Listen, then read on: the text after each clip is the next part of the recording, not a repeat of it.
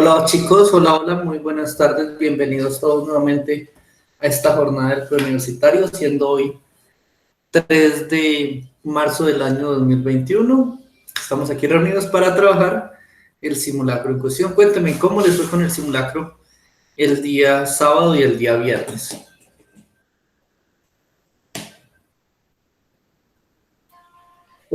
Bien, profe, en su materia salieron varias preguntas que habíamos mirado en clase.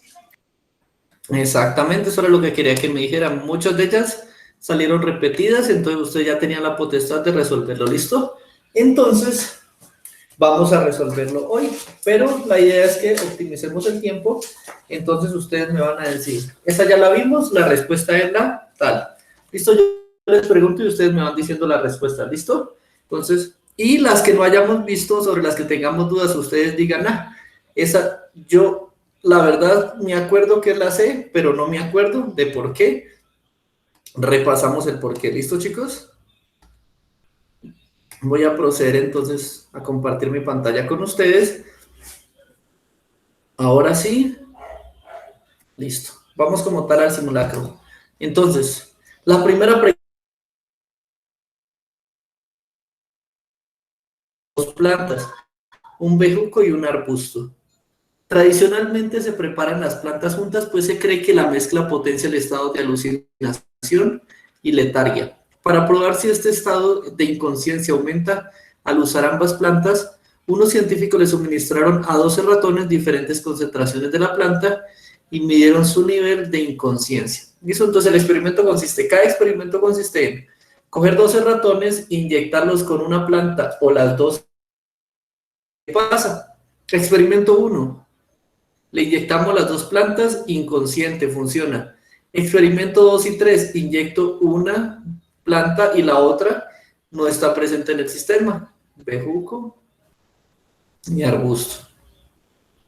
Listo. Entonces, simplemente observo qué pasa. Resulta que mi ratón se mantiene consciente cuando trato las plantas por separado. Y el experimento 4 nos muestra cuando no adicionan nada de las plantas, el ratón se mantiene consciente. Este último es lo que vamos a colocar como blanco. Es decir, para saber qué le pasa a mi ratón de manera natural sin adicionarle nada. Y naturalmente veo que mis ratones se mantienen pues activos, no hay necesidad de adicionarles ninguna planta para mantenerlos activos. Vamos a ver, dice, los científicos concluyeron que las plantas causan por separado inconsciencia en los ratones. Eso ya vemos que es falso, miren. En el experimento 2 y 3 las tengo separadas y causa conciencia, entonces es falso. Esta conclusión no es coherente con los resultados porque los ratones inyectados con una sola planta no presentan ningún grado de inconsciencia. Muy bien. ¿Cuál sería la conclusión correcta para la investigación? A. Ninguna dosis de las plantas puede aumentar el nivel de inconsciencia de los ratones. En el único que hubo nivel de inconsciencia fue en el 1. Y ahí analizo dosis diferentes. Recuerden que el término dosis hace referencia a diferentes concentraciones o una concentración del compuesto activo. Entonces, en ese caso yo podría haber analizado, y solo analizo 100 gramos por litro o nada, ¿listo? O cero. Puedo yo haber analizado otra dosis de 50 gramos por litro, otra de 25 gramos por litro. Eso es analizar varias dosis. Y ahí sí puedo yo determinar si a qué dosis o el sistema como tal me genera o me aumenta un grado de inconsciencia. Puede que mis ratones aquí en 50 se duerman más rápido, ¿listo? Pero como solo use un valor, no puedo definirlo. Entonces A no es correcto por eso, ¿listo? B, los ratones siempre presentan un nivel de inconsciencia aunque no se les suministre nada. Para eso tenemos el experimento 4. Cuando no les suministro nada, miren, los ratones están conscientes. Entonces, no puedo decir eso, que haya nivel de inconsciencia falso. C, únicamente usando el bejuco es suficiente para causar algún nivel de inconsciencia. Miremos, ¿el bejuco dónde está siendo usado? En el experimento 3 tengo solamente el bejuco y observen lo que pasa, queda consciente, entonces también es falso que cause nivel de inconsciencia. Solo nos queda la D, que ya la descartamos y nos quedó como la correcta. Dice, solo se alcanza un nivel de inconsciencia en los ratones al suministrarle las dos plantas juntas. Muy bien, estoy confirmando que el viaje se potencia como un uso sinérgico de las dos plantas. ¿Listo, chicos? Respuesta correcta era 92, la D. Esa estaba fácil, solo hay que interpretarlos, la lectura y los datos básicamente. ¿Listo? Y la trampita estaba en la A. La A dice ninguna dosis, pero recuerden ustedes que cuando yo hablo de dosis, estoy hablando de diferentes cantidades a lo largo de un tiempo, o variar las cantidades del medicamento. ¿Listo? En este caso no estoy haciendo eso, simplemente estoy inyectándoles o cero o una cantidad de 100 gramos por litro. No hay punto medio. ¿Listo? Entonces por eso se descarta. Vamos con la 93. Esta ya la habíamos visto, ¿cierto? ¿Cuál era la respuesta correcta? La C. Exactamente. La sé, profe. Esa, y por lógico, La ustedes C. tras de que se la sabían, llevan a la fija con que era la C. Patas largas es lo que tienen en común todos ellos. Esta de aquí, ¿cuál era la respuesta correcta? Esa también la hicimos en clase. La B. ¿La qué? ¿La La B? B, profe. Listo, la B. ¿Cómo lo hacíamos? Recuerda que hacíamos las gráficas de tiempo versus volumen, entonces nos quedaba tiempo versus volumen. Perdón, volumen acá, tiempo aquí. Entonces, lo que yo empezaba a ver era que a medida que yo iba aumentando el tiempo, el volumen iba bajando. 2, 4, 6, 8, 10, 12. Hasta 8, hasta aquí, era así, volumen constante. De ahí empezaba a caer y me decían que qué pasaba si la tendencia seguía a los 10. Recordemos, me daba 60 mililitros. Y ya veíamos que por encima de este valor, si seguíamos bajando, cuando yo hiciera la proyección de 12, iba a ser una cantidad menor a 60. Entonces, 60 menor a 60 mililitros. ¿Listo? Respuesta correcta efectivamente era la B. Y ya recuerdan todos, absolutamente todos recordamos el por qué era la B. Sí, ¿cierto? Necesito que estemos seguros y Sí, que profe. afiancemos esas respuestas que ya teníamos. ¿Listo? Ahorita si se Juan tomó una olla y agregó 1 litro de agua y lo mezcló con 2 cucharadas de sal. ¿Cuál era la respuesta? La B, profe, también. Él quería repetir el experimento, entonces lo que tenía que hacer era las mismas condiciones. Efectivamente, la respuesta correcta también era la B. Entonces, 94 ya la habíamos explicado, tenía que repetir las mismas condiciones, 2 cucharadas de sal por 1 litro de agua. ¿Listo? Y el resto eran descartadas así de fáciles. La 96 decía, una familia lleva a su perro enfermo al veterinario. Esta sí no la habíamos visto. Al realizar los exámenes, el veterinario diagnostica que el perro está contagiado con distemper canino o moquillo. El veterinario le explica a la familia que este es un virus que ataca el sistema inmunológico del animal hasta afectar el sistema nervioso. Pues no soy bueno dibujando animales, entonces lo voy a poner como un ser humano. ¿Listo?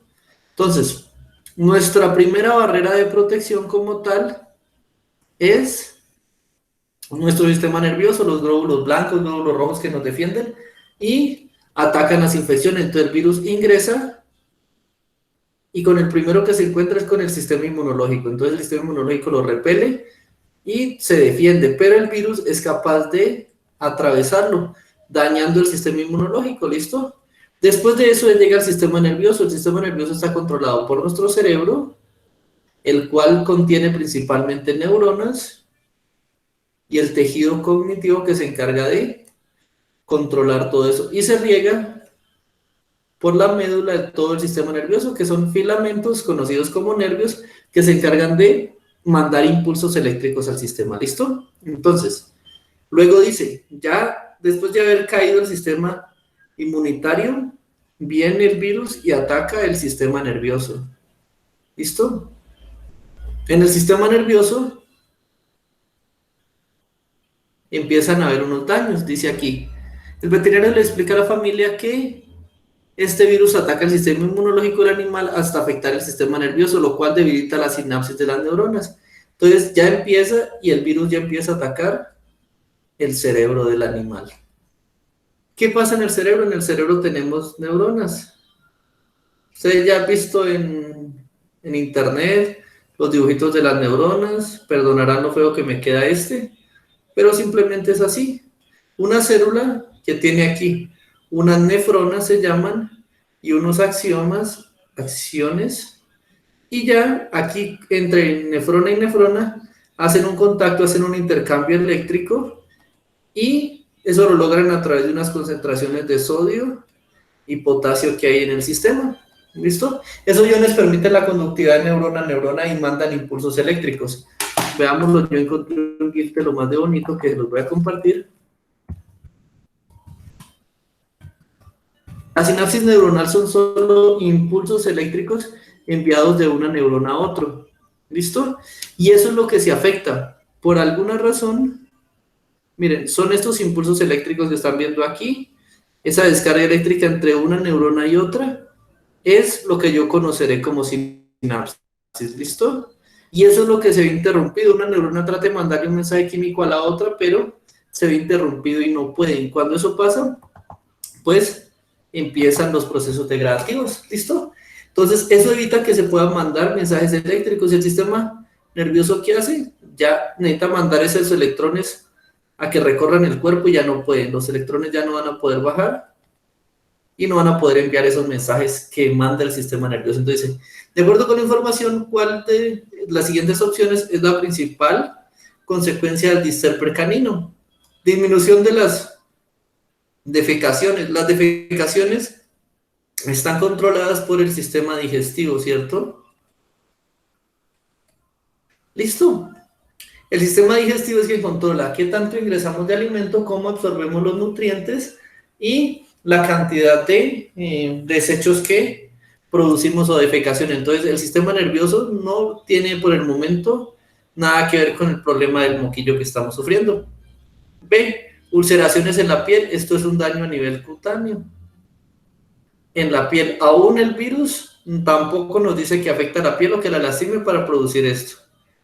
C, pérdida parcial o total de la locomoción. Locomoción es la capacidad que tenemos todos los seres vivos de realizar movimientos a voluntad. Entonces, impulsos eléctricos se mandan a nuestro cerebro informándonos que tenemos que hablar, respirar, movernos, y esos son los que captan el sistema. Entonces, si se daña el sistema nervioso, estos impulsos se van a ver frenados. Usted le va a mandar al cerebro la información. Por ejemplo, mueva la mano y la mano no se va a mover, mueva la patica, mueva la cola y no van a poder. Entonces, sí se puede perder total o parcialmente la locomoción. Y por último, el exceso de tejido adiposo en el cuerpo, el control de las grasas, en ningún momento se nombra en el encabezado. ¿Listo? Entonces, respuesta correcta, la C. Pérdida de la locomoción. 95 es esa, ¿no? Ah, no, la 96. Es la C de casa. ¿Listo, chicos? ¿Hasta ahí alguna pregunta? Sí. Juan tiene una pregunta, profe, pero algunas veces en estos casos de esta enfermedad se ve que sí hay una disminución de las defecaciones y se ve que también algunos animalitos empiezan a sufrir de llagas en su cuerpo cuando están mucho tiempo postrados sufriendo esta enfermedad.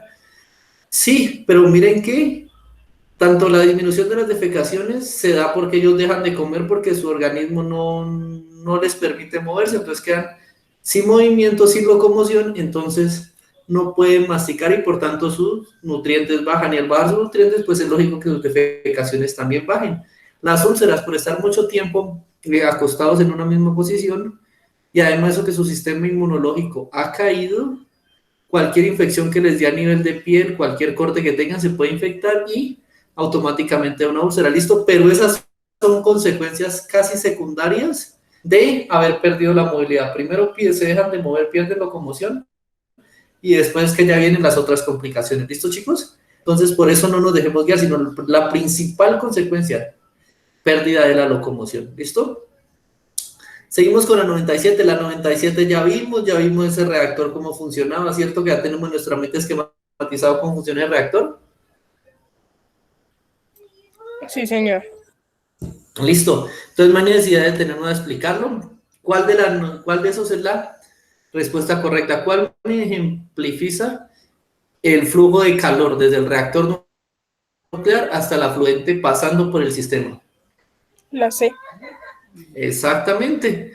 Y es la única que libera calor desde el material nuclear, llega al sistema y luego lo entrega al efluente y en el proceso saco energía. Es la única que cumple con las funciones, el resto no. Respuesta correcta de la 97, efectivamente la C. Y ustedes ya la tenían cantada de antemano. Esta, la forma de contrarrestar la contaminación en el ecosistema acuático era, ¿cuál era la respuesta? ¿Qué cambiábamos nosotros para no contaminar el ecosistema acuático? ¿Qué cambiábamos, chicos? La B, profe. Efectivamente. La A era una barbaridad porque no podíamos calentar el río, así de simple. La B consistía en cambiar el intercambiador de agua por aire caliente. Entonces, en lugar de enviar agua caliente a un río, mandábamos aire caliente a la atmósfera y eso nadie lo sentía. La C decía que cambiar el calor específico del agua. El calor específico solo se cambiaba si se cambia la sustancia. En este caso, está haciendo la misma agua, el mismo calor específico. ¿Listo? Incrementar en el sistema un sistema que añade sal. Muy bien, eso me permitirá cambiar el calor específico, pero tendré otro problema, que después, antes de llegar al río, debo retirar la sal. Entonces, de la 98, respuesta correcta, la B también la teníamos. Y si ven que una respuesta larga que ya trabajamos, ahorita se hace re fácil. Y la 99, afirmar que la cantidad de energía eléctrica producida en la planta depende de la velocidad con la que fluye el agua por el intercambiador de calor. ¿Y cómo probamos eso? ¿Cuál era la respuesta correcta? La D, profe. Efectivamente, ¿por qué era la respuesta correcta? Porque me están preguntando, modifique la velocidad en el intercambiador y observe qué pasa con la energía eléctrica producida. Entonces usted va a aplicar cambios a la velocidad en el intercambiador y va a observar la variable energía eléctrica, a ver qué le pasa a eso. Y eso lo hacíamos modificando el flujo de agua y midiendo la cantidad de energía producida. Muy bien, respuesta correcta era 99, era eso, 99 era la D. Ya habíamos visto casi la mayoría, entonces sale. Esta ya la habíamos visto también, ¿cierto? Decía que para descontaminar ríos o afluentes yo usaba oxígeno, hierro y luz solar para realizar una serie de reacciones que me producían radicales hidroxilo o H punto. Me mostraban las 3 ecuaciones y después me decía la primera pregunta. Dígame cómo se lee correctamente la ecuación número 2. La respuesta correcta era La C. la C, efectivamente. Una mol de O2 reacciona con 2 moles de electrones o 2 electrones y 2 moles de H más para producir una mol de H2O2. Respuesta correcta, efectivamente, la C. La A no era porque estoy partiendo, dice 2 moles de oxígeno, falso, toda falsedad. La B dice que se descompone el H2O2 y eso es falso. Y la D también nos habla de reacción de descomposición, ¿listo? Y en ese caso nosotros sabíamos que la reacción de descomposición es desde este hacia acá. ¿Listo? Esa sería la reacción de descomposición. Y ahí como en el sistema nos están dando el sentido de la flecha, ya no es de descomposición, es de síntesis. Entonces ya lo sabíamos, no nos demoramos nada. Acá, teniendo en cuenta la información anterior, ¿por qué implementar el intercambiador de calor es una fuente viable? ¿Por qué? ¿Cuál era la razón de que fuera viable implementar ese sistema? La respuesta A, porque el oxígeno y la luz solar son recursos naturales.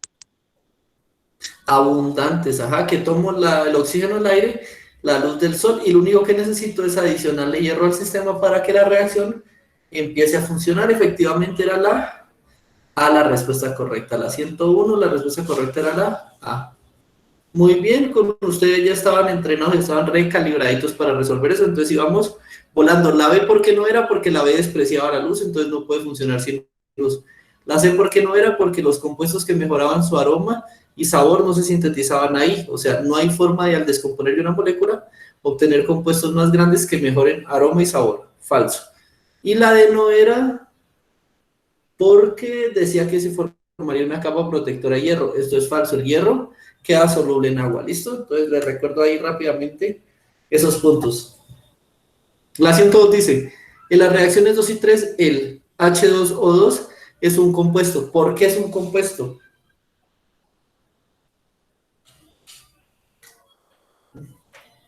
¿Por qué era un compuesto? La C, Chicos, la C porque exactamente. se une, ¿Eso? Dime por qué. porque se compone de dos elementos químicos.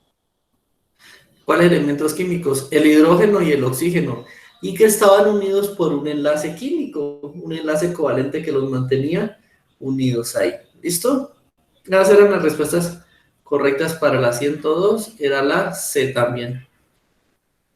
Y ya vamos viendo que más que conocerla de antemano, tenemos el razonamiento lógico y ustedes lo tuvieron en el simulacro para seguir ese tipo de sistemas. Esa también la habíamos visto antes, ¿cierto? ¿Cuál era la respuesta correcta? Estrella una esfera de masa m contra otra esfera igualita. Una viene con un movimiento rectilíneo uniforme antes de chocar, o sea que tiene una velocidad constante. Y después tengo un movimiento rectilíneo uniforme en las dos esferas con velocidades constantes para cada una de ellas. ¿Qué pasó? ¿Por qué se siguen moviendo las esferas?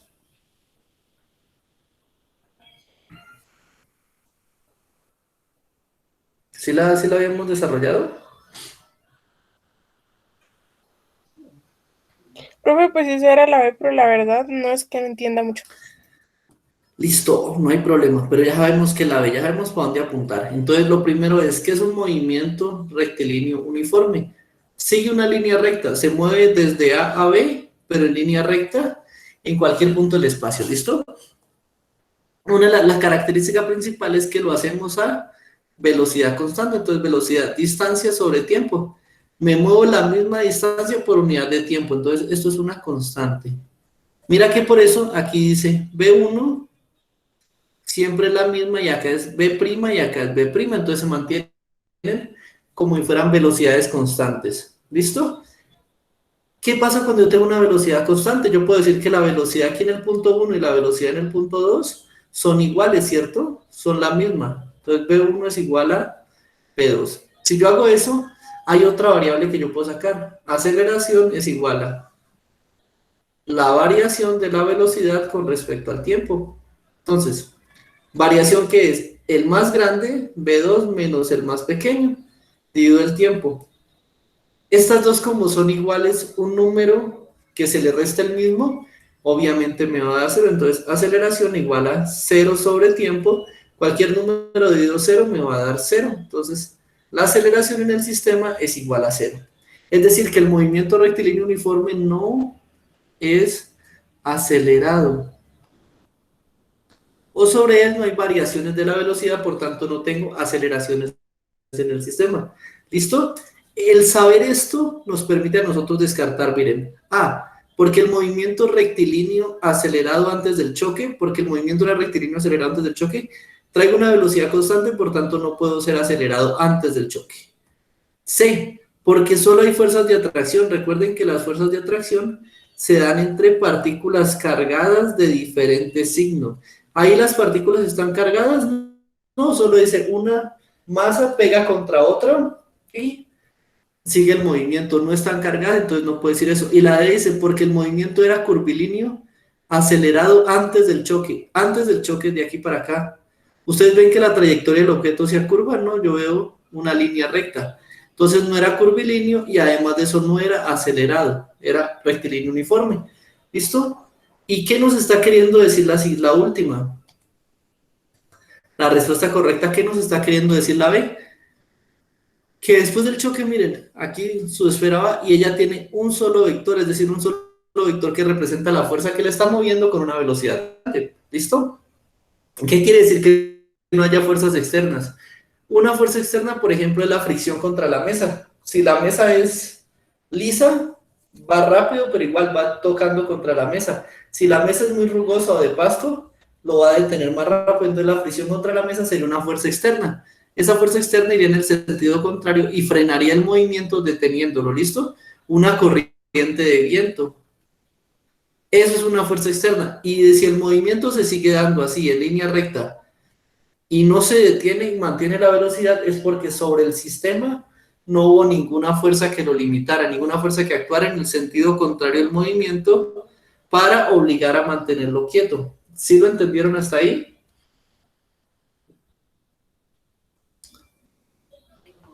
Sí, señor. ¿Quién habló? ¿Alejita o Andrea? Yo, profe. Alejandro. Listo, Alejandra. Entonces, hasta ahí, si ven, esa parte si la lograron ver ahorita, díganme la sinceridad. Es porque ninguna fuerza lo está frenando después. Y fuerzas externas hace referencia a cualquier cosa del entorno que actúe en contra de ellos, ¿listo? La fuerza con la que viene la esfera, que le transmite la esfera 1 a la esfera 2, esa fuerza la asumo como una fuerza ya del sistema, ¿listo? Entonces, esa es la fuerza que me está dando el momentum a mí, el movimiento. ¿Listo, chicos? Entonces, esa fuerza la voy a mantener como interna. Lo que esté por fuera, que me intente anular, eso es lo que voy a llamar una fuerza externa. Entonces, no hay fuerzas externas actuando sobre ese sistema por fuera. ¿Listo? ¿Entendido claramente? Sean honestos. Si alguien no entiende, levante la mano y no hay problema. Volvemos a explicar.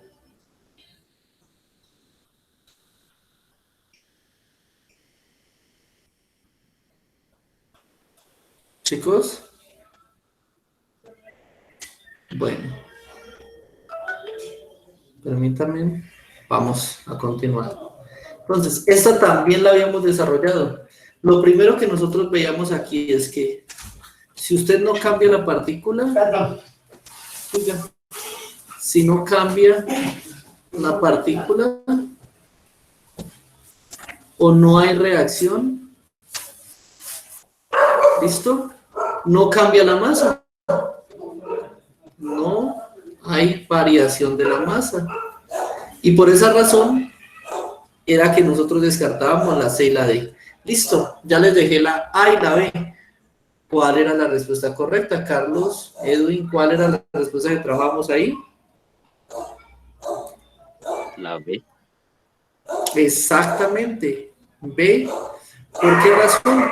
Porque entonces teníamos, permítame un momento, teníamos una cajita de volumen y en ella estábamos nosotros moviendo las partículas, compactándolas, es decir, aumentando la densidad, luego alejándolas, disminuyendo la densidad, compactándolas, alejándolas. Ese movimiento causa que al alejarlas, por ejemplo, tenía la mayor separación, una cresta. Al compactarlas, la menor separación, un valle. Entonces tengo que ahí voy a formar yo una onda de sonido por compactarlas y alejarlas. Si fueran en la misma dirección no sería posible. Al estar en direcciones contrarias, subiendo y bajando, se genera ese proceso de variación de la densidad. ¿Listo, chicos? Respuesta correcta efectivamente era la B. Voy a darle acceso a Laura Valverde. Listo, continuemos. Esta era una pregunta nueva, pero no es difícil de tratar, dice. A continuación se muestran los modelos de 3 átomos, átomo 1, átomo 2 y átomo 3, de un mismo elemento. ¿Listo? Lo primero, si una sustancia química es de un mismo elemento, lo primero que yo voy a decir es que tiene igual número de protones. ¿Listo? Ya, solo por el hecho de ser un mismo elemento tiene igual número de protones. Vamos a ver qué dice.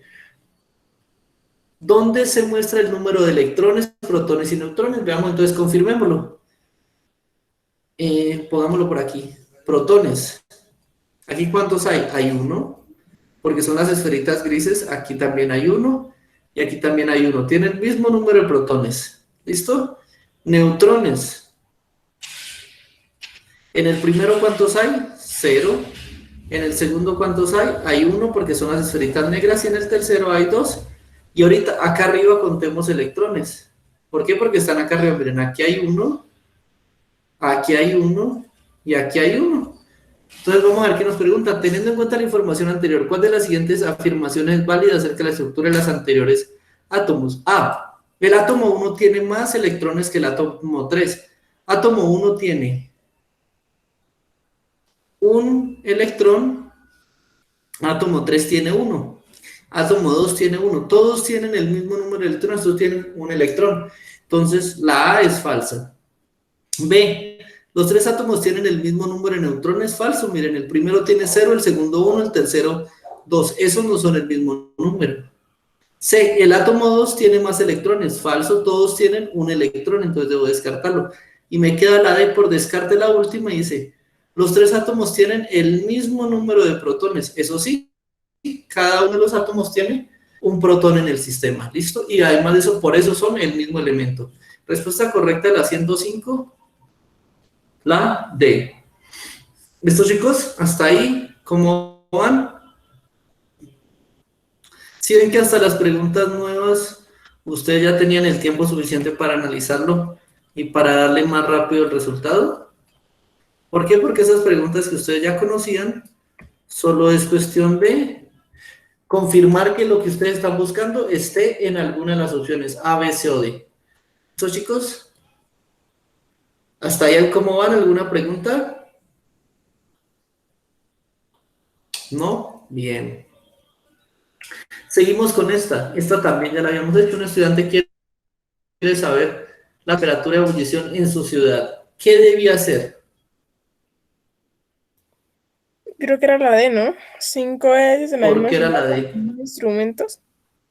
Ajá, exactamente. Ustedes tenían que medir en la ciudad.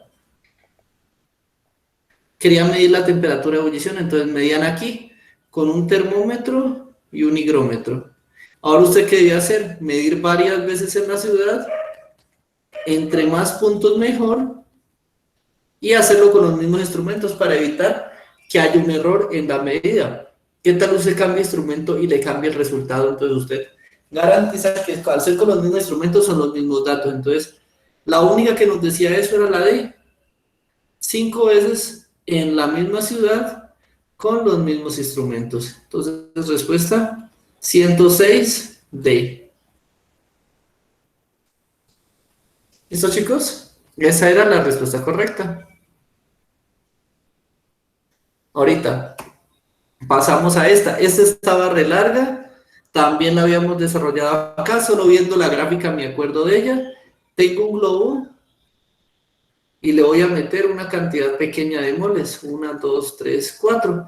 Eso es N1 y tiene un volumen 1. Ahora, ¿qué hago? Le adiciono más moles y observo que el volumen de mi globo se hace mayor. N2, volumen 2. Eso es lo que observo aquí. Entonces, de la gráfica yo saco que volumen es directamente proporcional a las moles. Hasta ahí llegábamos nosotros y dábamos la explicación general de la presión, el volumen, todo eso de la ley de los gases. ¿Cuál era la respuesta? ¿Y por qué? La, porque entre mayor número de moléculas es mayor el volumen. Claro, miren, no es lo mismo meter 4 tristes moleculitas que se van a distribuir ahí fácilmente en un volumen pequeño, que ahorita intentar meter 40, 50 moléculas. Al intentar meter más, pues obviamente el sistema, como el globo se expande porque es elástico, al aumentar el globo, va a aumentar el volumen del mismo. Esa era la más lógica. El resto no sirve porque dicen, la A y la B nos cambian la identidad del gas, entonces no hay forma. Y la D dice porque el gas reaccionó con el globo. Falso, el globo solo está ahí para expandirse en el sistema. Entonces, esa también la teníamos clara y sabíamos cuál era la respuesta. Ahora, continuamos con la 108. 107, la A. Hasta ahí yo creo que ustedes iban ganando la mayoría del simulacro.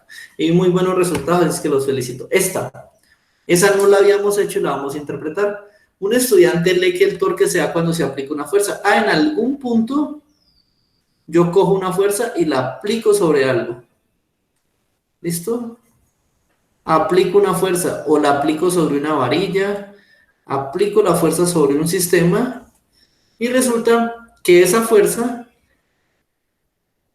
en algún punto, y eso tiende a realizar un movimiento de rotación respecto a otro punto, esa fuerza se traslada por un lugar y en otro punto genera una rotación. Entonces, aplico fuerza aquí en esta palanca y en algún punto ya tiene un anclaje y me genera una fuerza de rotación. ¿Listo? Si yo aquí por lo menos dibujara un plato, esto de aquí se parece a un pedal, ¿dónde estaría el torque en el sistema? ¿En qué parte estaría yo midiendo el torque del sistema? El único punto en el cual yo aplico una fuerza, mírenlo, aquí está, aplico una fuerza y en este punto, en el centro del plato, justo ahí donde toca el pedal, estoy generando un movimiento de rotación. Justo aquí en este lugar, yo estoy presentando un torque. ¿Cómo cuantifico el torque? El torque es igual a la fuerza que aplico por la distancia. ¿Listo? No hay de otra. Entonces, ¿dónde voy a medir el torque? ¿Cuál de los siguientes puntos de la bici es el más adecuado para hacerlo? A, el extremo inferior de la cadena. Este es el extremo inferior de la cadena. Algunos creen que en esta parte como tal, aquí, porque entra en contacto con el piñón más pequeño, usted puede medir el torque. Podría plantearse así, pero realmente lo que le están diciendo aquí arriba, sin extrapolarse, es, usted aplica una fuerza en un punto y hay una rotación en otro punto del cuerpo. Entonces, ¿usted dónde está aplicando la fuerza? La aplica sobre el pedal al pisarlo. ¿Y la rotación dónde se genera? Se genera no en el piñón trasero, no en la cadena, se genera en el plato, ¿listo? En el centro del plato, ahí es donde vamos a medir el torque. Entonces, directamente, ya vimos que el centro del plato, ve, en el centro de la rueda delantera, falso. Ahí se está moviendo circularmente, sí, pero sobre la rueda usted no está haciendo fuerza, entonces no hay forma de convertirlo a torque. Y la D dice, en el centro del manubrio, el manubrio no está rotando, por tanto, no está haciendo torque en el sistema. ¿Listo? Entonces, respuesta correcta va a ser la C. 108, respuesta correcta, la C de casa. En el centro del plato está medido, contemplado en análisis del torque. ¿Listo, chicos? Permítanme que se me desconectó. Listo. ¿Hasta ahí una pregunta? ¿Esa la entendimos?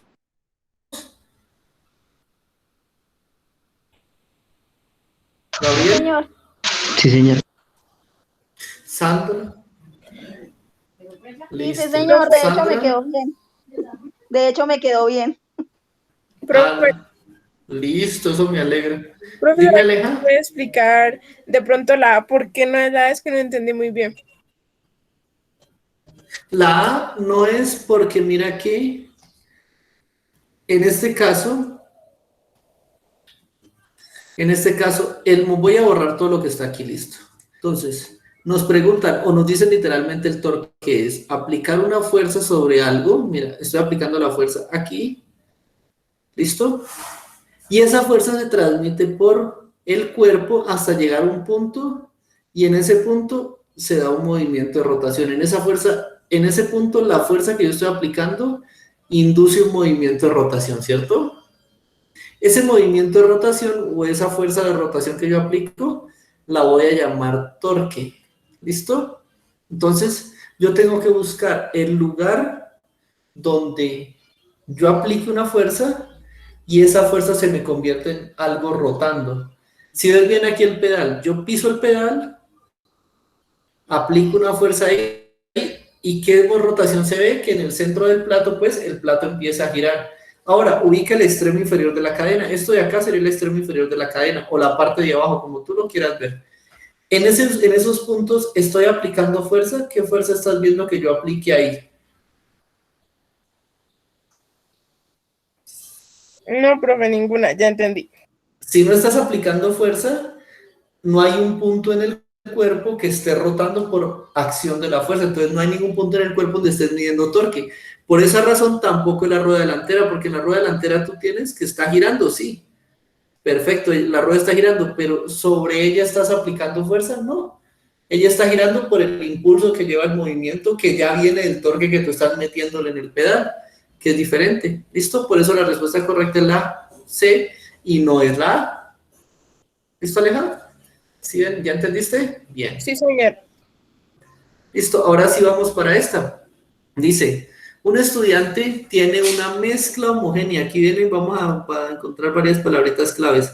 La primera tiene una mezcla homogénea. ¿Qué es una mezcla homogénea? Donde tengo dos o más sustancias, pero se mezclan y parecen una. Miren aquí. Ahí.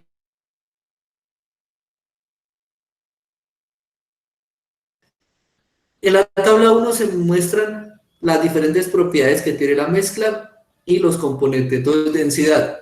Tiene una densidad, el agua de 1, el etanol de 0.7. Eso me serviría a mí, por ejemplo, si los dos líquidos fueran invisibles, yo podría decir, el que está más arriba es el menos denso y el que está más abajo es el más denso.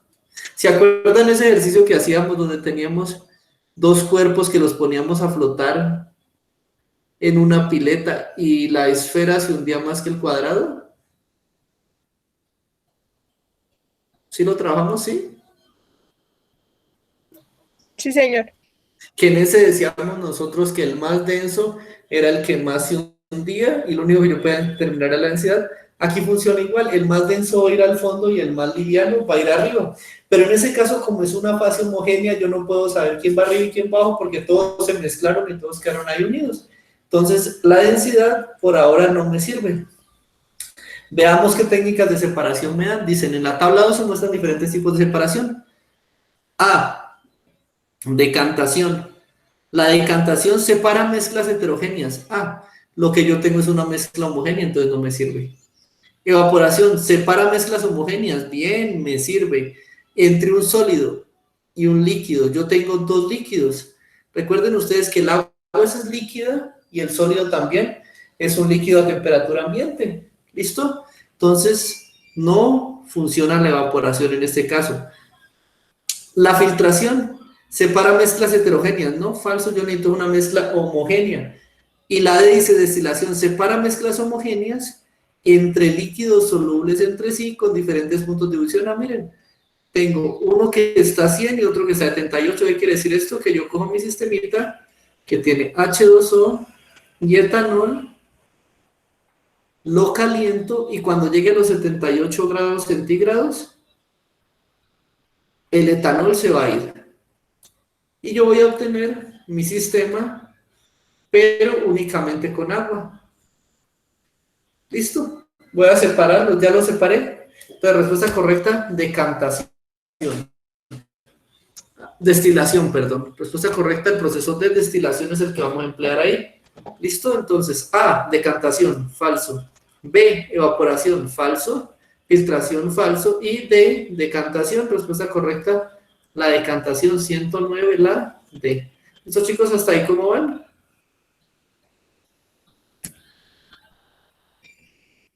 Esta parte estuvo más fácil, ¿cierto? Solo es interpretar y miren que la pregunta nos va aflojando la misma respuesta. Solo es saber interpretar muy bien. Ahí, alguien, por favor, ¿alguna pregunta? ¿Están claros?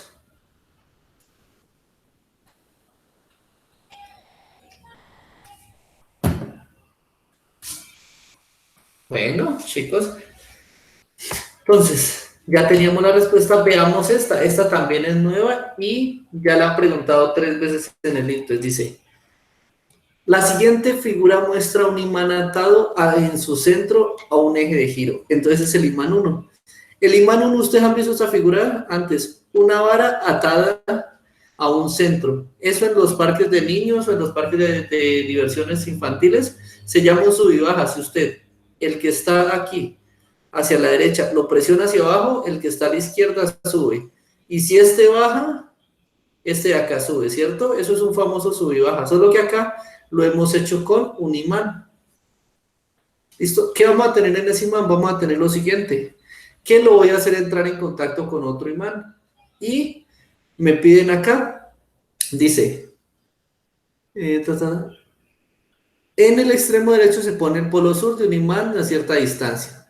Teniendo en cuenta la información anterior, ¿cuál de los siguientes cambios producirá el mayor estiramiento? Ah, entonces, este resorte que tengo amarrado de aquí a la mesa, la idea es que llegue lo más lejos posible, se estire lo máximo. Para que se estire, pues obviamente tengo que subirlo. Necesito extender el resorte, ¿listo? Entonces necesito subir todo este sistema. Si yo necesito subir todo este sistema para que el estiramiento de acá sea el máximo, ¿qué debo hacer con el lado sur de este imán? O sea, ¿qué debo hacer aquí? Bajarlo, subirlo, dejarlo quieto. ¿Qué debería yo hacer? Bajarlo. Exactamente, compañero. Bajarlo lo más que pueda. Y ahorita viene el truco, ¿cómo lo bajo usando el otro imán? Recuerden, polo sur, polo norte. Si ustedes tienen el mismo polo de los dos imanes y lo intentan unir, ¿ellos se repelen o se atraen? Se repele. Se separa. Se repelen, claro. Pero si tienen polo norte y polo sur, ellos se van a atraer. Eso sí, es algo que sabemos desde pequeños. Estos se atraen y sur-sur se repelen. Aquí estoy teniendo polo sur contra polo sur. Entonces yo necesito que se repelan. ¿Qué debo hacer? Acerco el imán 2 lo más que puedo aquí para obligar a este imán, el imán 1, a bajar lo máximo posible. Entonces, ¿qué debe pasar con la distancia entre ellos? Aumentar, disminuir, quedarse estable. Disminuir. Exactamente. Cuando D tiende a 0 entre los dos imanes, la distancia entre los dos imanes tiende a 0, se maximiza la fuerza de repulsión aquí y probablemente esta fuerza que va hacia abajo, este empuje que va hacia abajo sea máximo y suba el resorte por el otro lado. Entonces, aumentar la distancia entre los dos, falso, porque eso me haría minimizar la fuerza que estoy aplicando. B, invertir las posiciones del imán 2. Si yo invierto la posición del imán 2, es decir, el imán que está aquí, me quedaría polo norte con polo sur, se me atraería y en lugar de empujármelo hacia abajo, me lo levantaría. ¿Listo? Entonces, eso haría que en lugar del pistón, del sube y baja, estirarme el resorte haría que me lo comprimo, porque si sube este, el otro baja, entonces falso. ¿Listo? Y miren, invertir la posición de los polos del imán 2. Miren que la es invertir las posiciones de los polos del imán 1. Es técnicamente hacer lo mismo, pero en lugar de girar el imán 2, gira el imán 1. En ese caso va a quedar norte-sur y se van a traer, entonces paila. Y la C nos dice, disminuir la distancia entre los imanes. Esa es la respuesta correcta. A menor distancia, mayor fuerza de repulsión entre ellos y por tanto va a bajar más en el sistema. Respuesta correcta, la C, y salió facilísimo ahí. ¿Listo, chicos? Vamos con esta. La C entonces tampoco la habíamos visto. Dice, un átomo se conforma por protones, neutrones y electrones, ya lo sabíamos. El número atómico Z nos indica el número de protones. Entonces, ¿cuántos protones tengo? Si el sodio dice que es 11, tengo 11 protones, 11 cargas positivas. Z representa el número atómico de protones o de electrones en un átomo neutro. Entonces, ¿por qué electrones? Número de electrones. Porque resulta que un átomo neutro tiene una carga igual a 0, ¿cierto? Entonces, si tengo 11 partículas positivas, ¿cuántas partículas negativas debo tener para que se anulen? Pues las mismas 11. Entonces, 11 positivas, 11 negativas me va a dar 0. ¿Listo? Entonces, tengo 11 protones, 11 electrones. Muy bien. Ahora, la suma de los protones más los neutrones nos da lo que se denomina masa atómica. Y esa masa atómica la tenemos representada aquí como 23 para el sodio. Entonces, simplemente yo que conozco la masa atómica, conozco los protones, pero desconozco la cantidad de neutrones que tengo. Despejo del sistema. ¿Cómo lo despejo? Pues N es igual a A y P lo paso a restar. Es una resta, entonces masa 23 menos el número de protones 11. 11 menos 23, ¿cuánto da? Neutrones es igual a 12. 12 neutrones tiene el sistema. Busquemos A. A dice que tiene 23 protones, falso. B dice que tiene 23 protones, falso. C dice que tiene 11 protones, muy bien. 11 electrones, muy bien. 11 protones, 11 electrones. Ahora, tiene disque 11 neutrones, falso, porque ¿cuántos debe tener? 12. Y por tanto nos queda la E como respuesta correcta. Protones 11, electrones 11 y neutrones 12. Siempre recordemos eso. El átomo normal, si no tiene carga, es una partícula neutra. 0, entonces, si tengo 500 protones, tendré 500 electrones. Si tengo 5 protones, tendré 5 electrones. Si tengo un electrón, tendré un protón. Listo, siempre se anulan. Uno positivo con un negativo. Entonces, por eso, el número atómico que representa los protones también es equivalente al número de electrones. ¿Listo? Y la masa se da porque en el núcleo tengo yo protones y neutrones. Y resulta que los protones y neutrones son las únicas sustancias, subpartículas, perdón, que pesan una unidad de masa. El electrón no pesa casi nada. El electrón pesa 1 sobre 1840 veces lo que pesa un protón.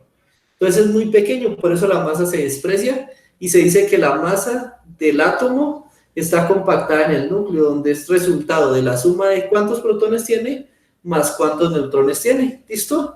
Eso es lo que tenemos que tener como así fresquito en el cerebro y siempre a flor de piel para resolver esta prueba. Es lo más básico que necesitamos. ¿Listo? ¿Hasta ahí, chicos? ¿Cómo van? Bien, profe. Eso me alegra. Esta ya la habíamos hecho antes. Dígame cuál era la respuesta. La C. Efectivamente. ¿Qué te están preguntando? Te están diciendo, ahí tal cual como están esos átomos, dígame cuántos electrones de valencia tiene cada uno. Potasio tiene 1, flúor tiene 7. Listo, no le están preguntando después del enlace, antes del enlace no le están preguntando nada. Simplemente le están diciendo, cuente cuántos hay alrededor del flúor, hay 7. Cuente cuánto hay alrededor del potasio, hay 1. Entonces, K1, flúor 7. Muy bien. ¿Sí ven que este ejercicio nos ha servido? Por eso yo esperaba que ustedes tuvieran en este sistema un puntaje casi de 100 sobre 100. Solo por esticas que no conocíamos, pero que las podían ir deduciendo, ya iba saliendo esto. ¿Listo? Nos queda la 113. La 113 también la habíamos hecho, ¿cierto?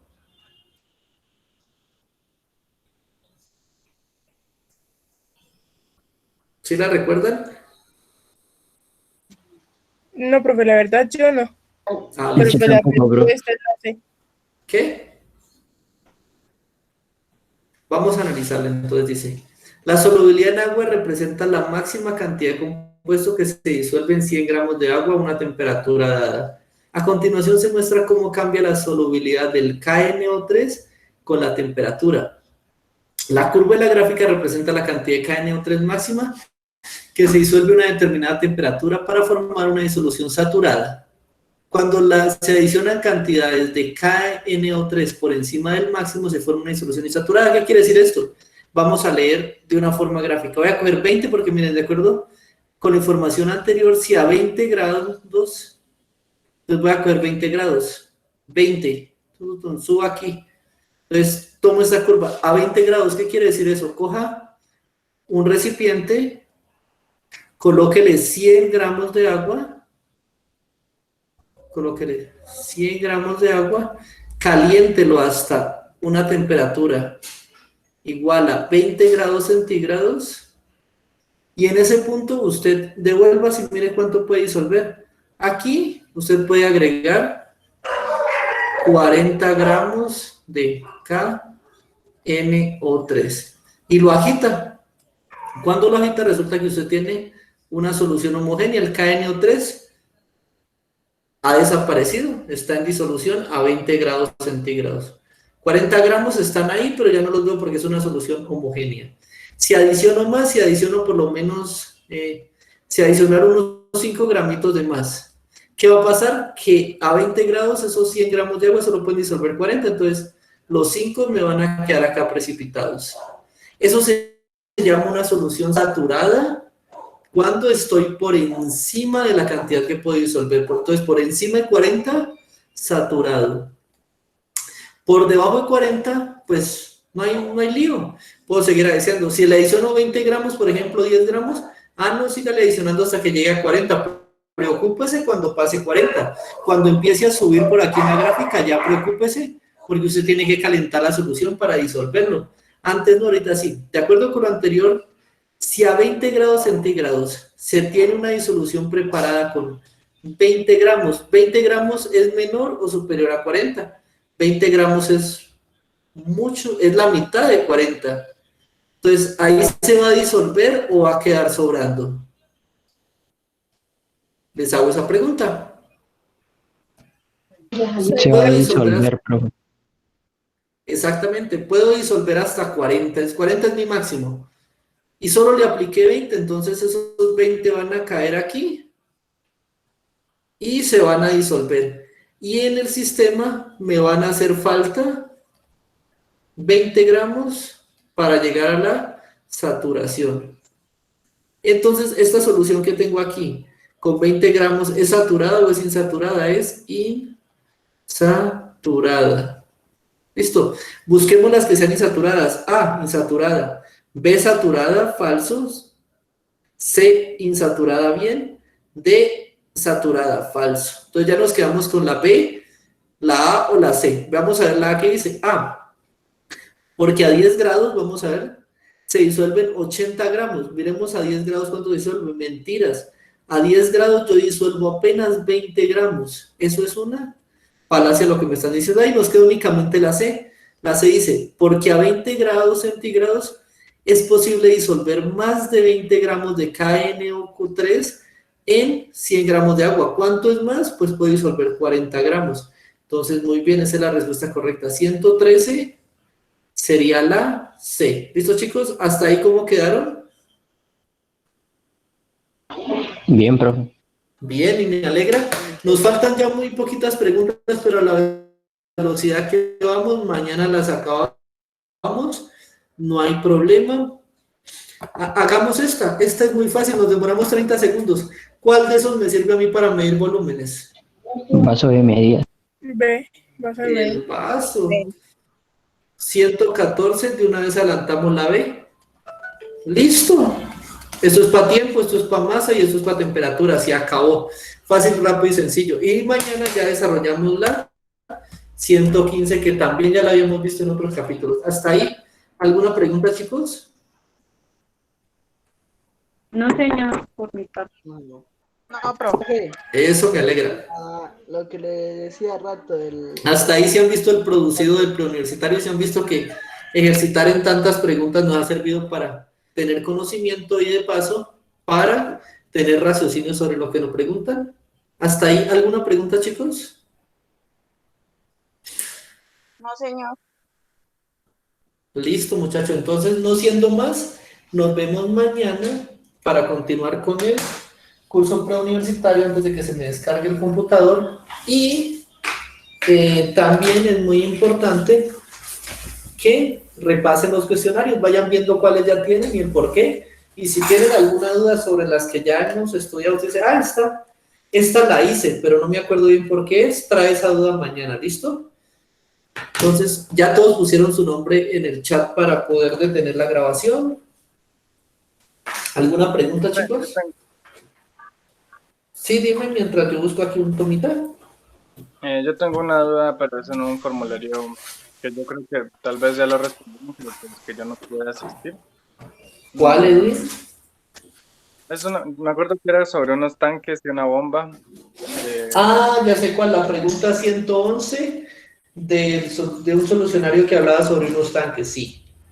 Sí, de esa pues yo no la entendí bien, o pues yo pues tengo dudas ahí en esa pregunta. Listo, Edwin, no hay problema. Mañana entonces a primera hora yo saco la pregunta. ¿Qué? Pero el viernes, es que yo mañana no puedo asistir. Listo, no hay problema. Entonces, Edwin, tómala ahí, notica en tu cuaderno con resaltado, la dejas clara y cuando puedas venir, apenas nos veamos, me dices, profe, acuérdese de la tal y yo la busco en los solucionarios. Es más, me dices cuál es o el día que la vimos, inmediatamente la buscamos y te la vuelvo a explicar. ¿Listo? Listo, profe, gracias. Y el viernes no hay problema. Yo creo que el viernes si alcanzamos a tener de 2 a 3, nos podemos quedar otro poquito más, unos 5 minuticos, 10 minuticos más y les explico esa. No hay problema, es que ahorita ustedes saben que cuelgo aquí y arranco para el otro curso. Bueno, profe. ¿Listo, chicos? Entonces, a ustedes voy a detener la grabación y eso, listo.